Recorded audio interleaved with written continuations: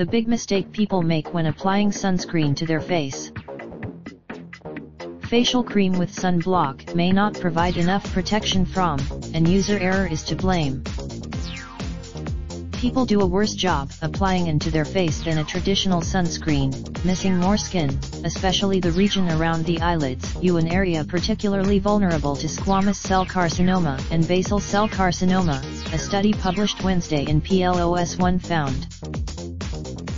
The eyelid and medial canthal area, the corner of the eye closest to the nose, have the thinnest skin on the body and therefore less protection from ultraviolet light, said Dr. Austin McCormick, the study co-author, and an ophthalmic and oculoplastic surgeon at Aintree University Hospital in Liverpool, England.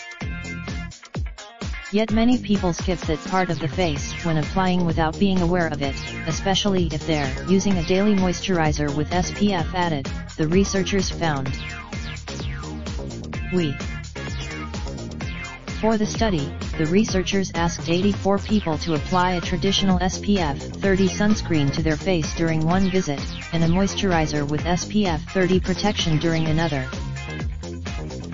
Photos of their faces were then taken with a UV-sensitive camera while they were exposed to UVA radiation.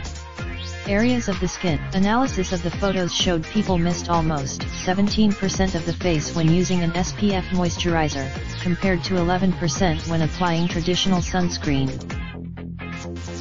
The difference was primarily. When asked about their experience afterward, the vast majority of participants were convinced they applied the products to all areas of their faces, suggesting their behavior was unconscious. It left them with a. The authors don't know why the SPF moisturizer wasn't as well applied, but theorized that perhaps it wasn't as spreadable as traditional sunscreen, or that moisturizer is sold in smaller bottles, so people just use less of it.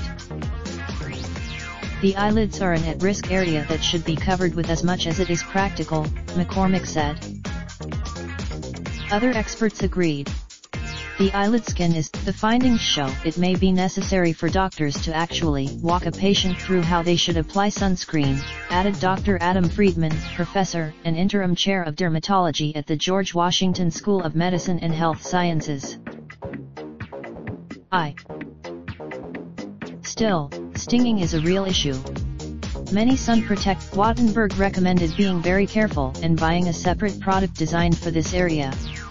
Stick products. The study authors still recommend SPF moisturizers because some protection is better than none, but if you're planning a long day in the sun, use sunscreen as thoroughly as possible and wear a hat and UV filter sunglasses for extra eyelid protection. And be on the lookout for any